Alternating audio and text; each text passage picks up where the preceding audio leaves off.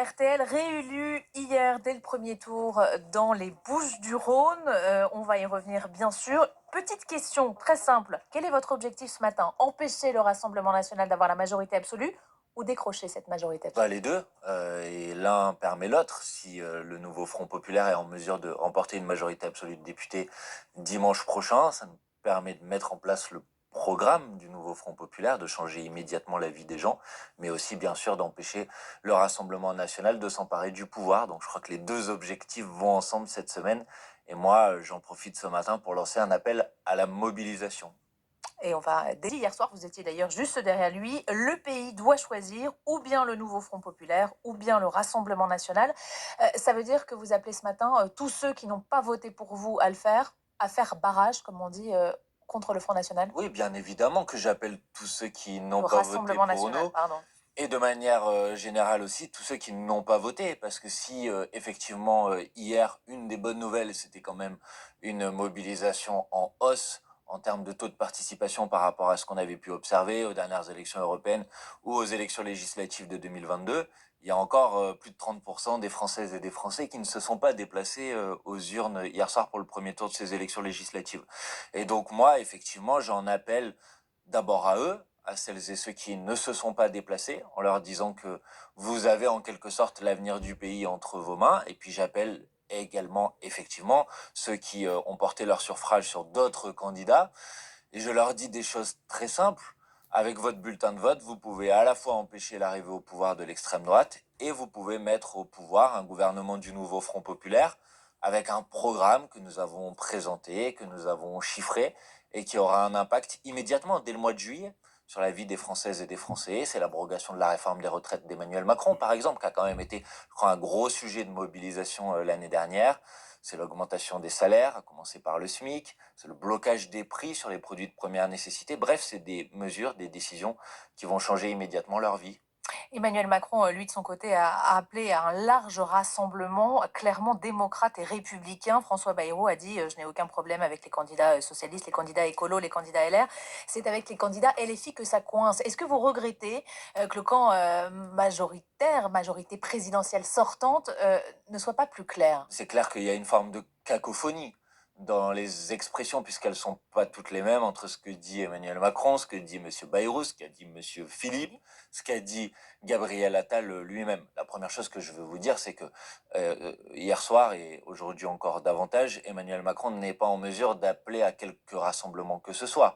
Parce que s'il y a un premier défait dans cette élection législative, c'est bien lui. C'est-à-dire qu'il est hors jeu, d'après vous? C'est fini? Clairement, Il n'a pas donné de consigne. non, mais c'est-à-dire qu'il y a une hypothèse qui a été tranchée définitivement hier, c'est que Gabriel Attal ne sera plus Premier ministre et que le camp macroniste n'a pas la possibilité de disposer d'une majorité absolue.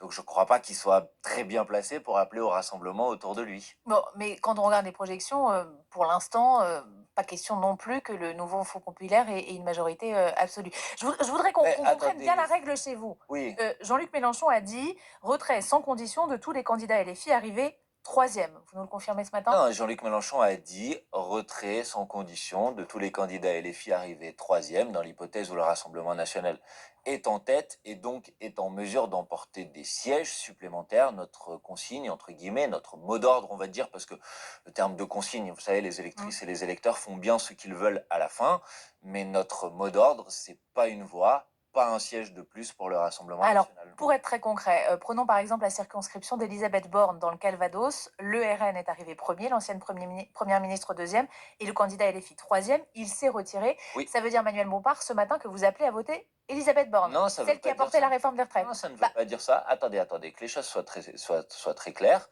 Ça veut dire pas une voix pour le candidat du Rassemblement national sur cette mais circonscription. ça veut dire quoi? Voter blanc alors? Non, ça veut dire qu'après, les électrices et les électeurs feront ce qu'ils ont à faire, ce qui leur paraît le plus juste, entre les différentes hypothèses qui s'offriront à Mais eux. pardon, pas Il y a une une voix, ça veut hypothèse dire. que nous excluons, c'est celle de voter en faveur du Rassemblement national. C'est Mais très pas une simple. voix, ça peut vouloir dire voter pour Elisabeth Borne, voter blanc ou ne pas aller voter. Exactement. Et ben chacune et chacun fera comme il le sent, comme il l'entend.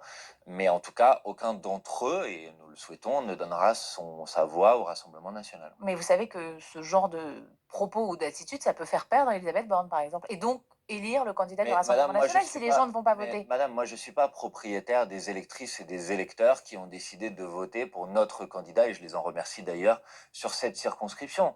C'est les électeurs et les électrices qui décideront en connaissance de cause quelle est la meilleure attitude à avoir. Mais en l'occurrence, la question que vous me posiez, c'est qu'est-ce que nous faisons vis-à-vis du candidat qui était en mesure d'être qualifié au second tour. Et sur ce point-là, notre position est très claire.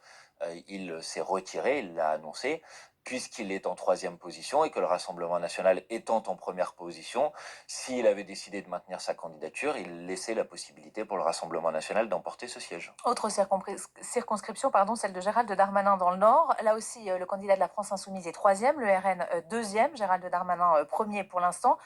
Pas de retrait. Non, Là. puisque ce n'est pas le Rassemblement national qui est arrivé en tête dans cette Mais circonscription. ça risque d'être très serré et une Mais triangulaire madame, on peut... peut Non mais, prendre... c'est risqué, réponds. vous prenez un... Mais c'est, enfin, je veux bien répondre à chacune des 577 circonscriptions. Non, mais sans c'est pour qu'on aucune comprenne difficulté. bien clairement quelles sont Mais les je consignes. vous en fais pas le reproche. Je vous dis juste, notre principe, il est très simple, il est très clair. Si vous voulez, je le redis une deuxième fois. C'est très simple. Quand le Rassemblement national est en tête, et donc en mesure de l'emporter, et quand nous arrivons en troisième position, nous prenons nos responsabilités. Et vous m'avez posé la question sur l'attitude, en quelque sorte, le comportement du camp macroniste. Et bah oui, je souhaite que le camp macroniste prenne ses responsabilités d'une manière aussi claire que la nôtre. Pour les candidats qui ont été exclus de la France insoumise, je pense par exemple à Alexis Corbière en Pas Seine-Saint-Denis, été investi. pas été investis. Précis. Ceux-là, quand ils sont arrivés en tête, ceux qui n'ont pas été investis, est-ce que le candidat LFI investi, lui, va se retirer Mais ou ça pas? dépend des configurations. En l'occurrence, pour les personnes que vous citez, on est en phase de second tour qui vont opposer deux candidats de gauche. Donc en l'occurrence, le maintien de nos candidats. C'est pas forcément le cas pour Daniel Simonet, je crois. Si, c'est le cas pour Daniel Simonet. Si, Donc c'est deux candidats de gauche. Et donc il n'y a aucun risque, aucune menace que ces circonscriptions puissent partir dans tel ou tel camp qui ne concourrait pas en quelque sorte à favoriser l'obtention d'une majorité absolue pour le nouveau Front populaire. Maintenant, je dois dire sur ces candidats qu'on a été confronté quand même dans cette campagne à des attitudes que je regrette profondément. Cette manière d'essayer en quelque sorte de faire croire qu'on était les candidats officiellement investis par le nouveau Front populaire alors que ce n'était pas le cas, je crois que c'est pas respectueux des électrices et des électeurs. Et Il y aura des sanctions à l'issue? Ils feront partie de la France insoumise ou pas à l'issue? Bah non, puisqu'à partir du moment où ils se sont présentés contre les candidats investis officiellement par la France insoumise, entendez qu'ils ne peuvent pas se revendiquer de cette étiquette. Ils en sont exclus donc.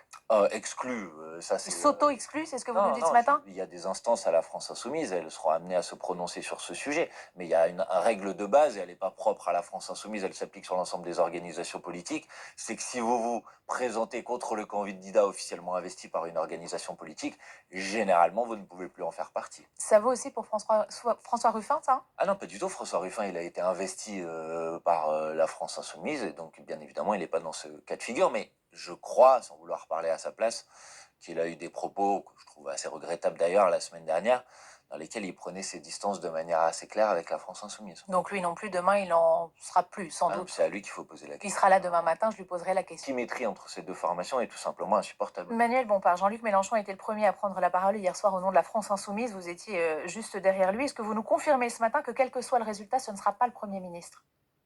Ah, mais s'il y a une majorité absolue du nouveau Front populaire à l'Assemblée nationale, nous désignerons les différentes composantes du nouveau Front populaire un candidat à Premier ministre. Et nous, depuis le début, nous disons que ce candidat à Premier ministre devra émaner de la formation politique. C'est comme ça que ça fonctionne dans toute coalition. Donc, mais les yeux dans les yeux, ce matin, vous ne pouvez pas me dire ce ne sera pas lui. Imaginons qu'elle est Les fille. yeux dans les yeux, Amandine. Non, mais vraiment. Les yeux dans les yeux, je vous dis exactement ce que Jean-Luc Mélenchon a dit. Attendez, je vous dis exactement ce que Jean-Luc Mélenchon a dit à plusieurs reprises la semaine dernière. Il a dit: je ne suis candidat à rien. Oui, mais vous, Manuel Bompard, si la France insoumise est en tête de ce nouveau Front populaire de gauche, c'est ce nom-là que vous pousserez ou pas? Pas forcément, il peut y en avoir d'autres, mais il peut y avoir... Mais vous me dites pas non. Je ne l'exclus pas, je ne l'impose pas, je dis exactement la même chose. Mais vous comprenez que ça fasse peur à un certain nombre d'électeurs de gauche, ça? Mais non, enfin, je crois que les Françaises et les Français qui nous écoutent, ils veulent savoir qu'est-ce qu'on va faire concrètement, quel programme on va mettre. Ils veulent savoir avec qui aussi.